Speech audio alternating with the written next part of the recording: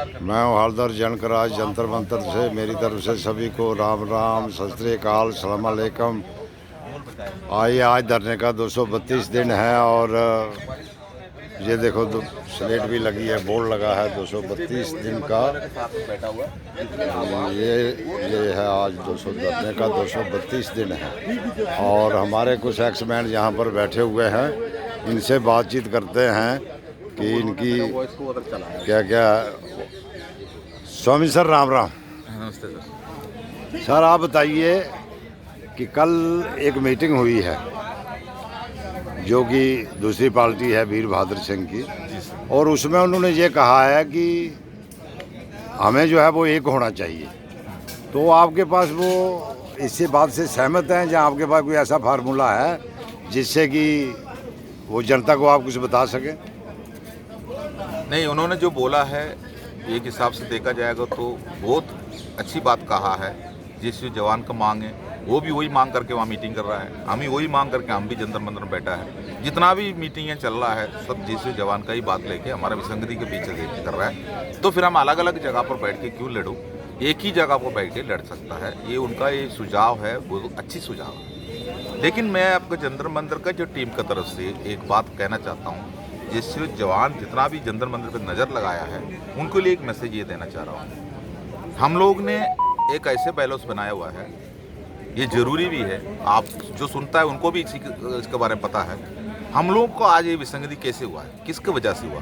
राजनीति की वजह से और हमारा सीनियर वरिष्ठ अधिकारी की वजह से। अब हम लोगों ने यहाँ क्या बनाया हुआ है, सबका सैनिक संघर्ष कमेटी ने पहले से ही ऐलान करके रखा है। जितना साल हो गया उन्होंने अपना संगठन बना के, तब से उन्होंने ये बना कर रखा है, ये बैलेंस बना कर रखा है। उन्होंने कहा है जो राजनीति और अफसर नहीं होंगे उनसे हमको कोई एलर्जी नहीं है, लेकिन उनसे हमारा भलाई नहीं होंगे। अगर भलाई हुआ है, होता है, तो फिर हम लोगों को आज इधर बैठना कोई नौबत नहीं आता था। 75 साल से उन्होंने हमको यूज़ किया है। हमारा वरिष्ठ जो अफसर जितना भी जो बैठता है वो सरकार के साथ में बात करता है, वो कोई ना कोई। मैं आपको ये भी कहना चाहता हूँ, जो देशीय संगठन बहुत होता है, इंडियन एक्स सर्विसमैन लीग है और हमारा एक्स सर्विसमैन मूवमेंट है, इसका पीछे पीछे बड़े बड़े अधिकारी के नाम भी आपको सुनाई देता होगा। किसी ने कांग्रेस से जुड़ा होगा, किसी ने आम आदमी पार्टी से जुड़ा है, किसी ने बीजेपी से जुड़ा हुआ है, जो अलग अलग है, तो भी उन्होंने अपना एक यूनाइटेड बना कर रखा है। जब भी उनको ज़रूरत पड़ता है वो सब इकट्ठा एक जगह पर आ जाता है। वो यूनाइटेड फ्रंट करके जो बनाया हुआ है, सतबीर सिंह उसका प्रेसिडेंट है, जो अपना मेजर जनरल सतबीर सिंह साहब उसका प्रेसिडेंट है। तो वो जितना जितना पार्टी में जो बटा हुआ है वो पूरा इसी के अंदर आता है। तो इंडियन एक्स सर्विसमैन भी उसमें आ गया और इंडियन एक्स सर्विसमैन मूवमेंट भी उसमें आ गया। जितना भी जो है वो पूरा उसी के अंदर आता है, सरकार के सामने बात करने के लिए बैठ जाता है। जो अपना अपना स्टेट से अपना अपना लोगों को बुलाता है, जो उन्होंने जो चुनाव करके जो इंडियन एक्स सर्विसमैन लीग है, तो स्टेट एक्स सर्विसमैन लीग भी बना हुआ है। अब उन्होंने उस जगह पर आता है, फ्रंट लाइन में हमारा अफसर बैठ जाता है, पीछे के लाइन में सेलेक्टेड एग्जीक्यूटिव कमेटी जो भी हर राज्य से आके वो भी बैठा हुआ है। वहाँ पर अफसर बात करेंगे सरकार से। वो अगर थाली बजाया तो हम भी पीछे बैठ के थाली बजाते हो, अगर वो हंस गया तो हम भी बैठ के हंसते हो।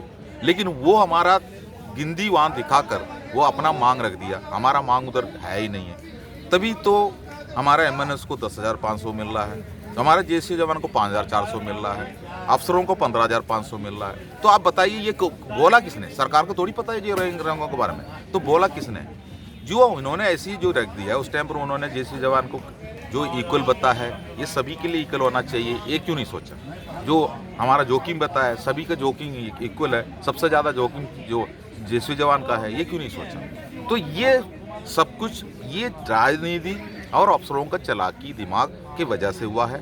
उसी के साथ जाने अनजाने में हमारा एग्जीक्यूटिव कमेटी हमारा जेसी जवान देते थे, उन्होंने उनका बात सुन के अपना राज्य में आते हैं और वहाँ पर मीटिंग लगाता है। उसके बाद हमें बिल्कुल बेवकूफ़ बनाते थे, सरकार ने नहीं सुना। हमारा जेसीओ जवान के लिए बनाना चीज़ के लिए नहीं सुना, उसके लिए नहीं सुना, इसलिए जल्दी से जल्दी बैनर तैयार करो, हम अब अभियान करेंगे। उसके बाद उनका कहने के हिसाब से वो रक्षा अधिकारी बन के वो बैठा है चुपके से पीछे।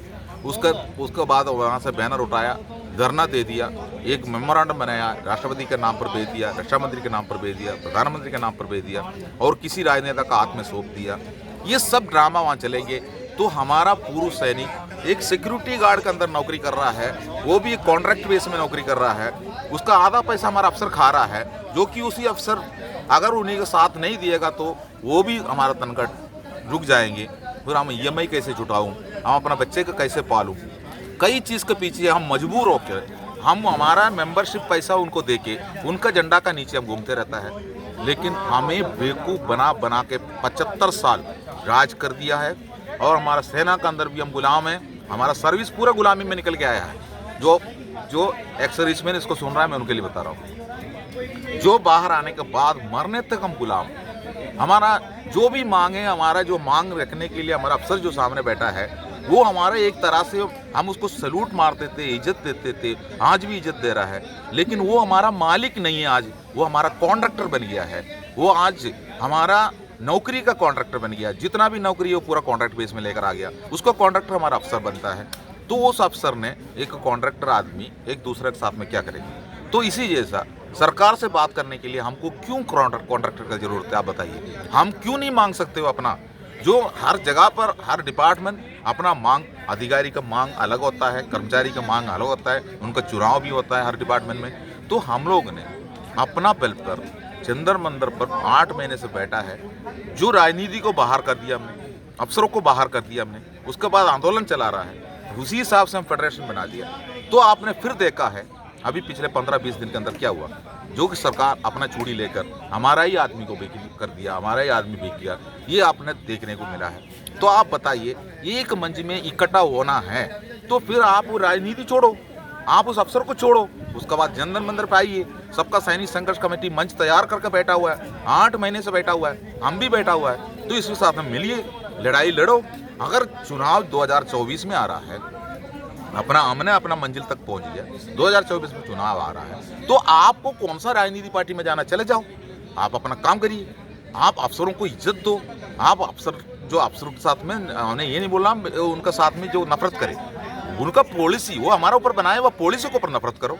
उसी को हासिल करने के लिए हम लोग बाहर निकल के आया हुआ है। तो राजनीति को बाहर छोड़ दो, अपना अफसरों को बाहर रखो, उसका बाद एक हो जाओ, अपना मंजिल तक पहुंच सकता है। अभी जो हो रहा है 2024 के चुनाव का तैयारी पे, कल आपको जो एक मीटिंग दिखाई दिया, जो कल जो बता रहा है यूनाइटेड फ्रंट जो भी है, voice of ex serviceman society के जो है वीर बहादुर सिंह जी का नेतृत्व में चला है, और उसको भाषण भी मैंने देखा है।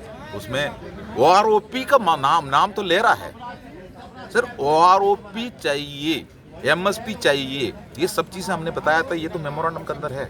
लेकिन हमने अभी क्या मांगा है सरकार से, जुडिशरी कमेटी मांगा है, जो कि सरकार ने साफ कह दिया, हमारा माननीय प्रधानमंत्री जी ने साफ कह दिया 70,000 करोड़ रुपए दे चुका है। तो 70,000 करोड़ दे दिया तो हमारे अकाउंट में क्या है, हमारे JCU को तो कुछ मिला ही नहीं। तो JCU को नहीं मिला तो JCU को फैमिली को भी कुछ नहीं मिला। अगर जो 2014 का बाद जो प्रीमेच्योर रिटायरमेंट आया हुआ है उनको भी कुछ नहीं है। अब जो 2014 का पहले जो आया हुआ है, 2018 में जो पेमेंट है, जो पेंशन है, उसी को पीछे वालों को दे दिया 2018 का, क्योंकि हमारा ड्यू था 2019 का जुलाई का। तो 2018 का जो पेमेंट पेंशन है उसी को बेस ईयर रख दिया। तो 2018 का बाद 2023 तक 5-6 साल से निकला है, उनके भी कुछ नहीं बनता है एक नियम, इसी नियम के हिसाब से। तो आप बताओ वो जो हम लोगों को कितना मिला है, तो वही तो हम लोग चार्ट में लगा कर रखा है। जो फंड मिल गया उसमें से 100% फंड है, 85% जो 3% अफसरों का खाते में चला गया, और एक जो हम लोग जो बाकी जो है 97% हमारा खाते में 87% आ गया। यही तो हमने चार्ट बनाया था। अब हम जुडिशरी कमेटी को इसलिए मांगा है, जो हमारा विसंगति जो कहाँ पर चल हुआ है उसको ठीक से पढ़े, जो सरकार आराम से हमको जो जुडिशरी कमेटी दे सकता है, कोई भी प्रॉब्लम नहीं है, लेकिन क्यों नहीं दे रहा है। तो उन्होंने जुडिशरी कमेटी ना देते हुए हमारे में ही हमारा इसको आंदोलन को तोड़ने के लिए हमारा लोगों को खरीदना, उन्हीं को चूड़ियाँ बनाना, और जो 2024 के चुनाव को तैयार करना, उसी के लिए ही हो रहा है। कल जो दिल्ली में जो मीटिंग हुआ उसी के लिए हुआ है, राजनीति से प्रेरित मीटिंग है।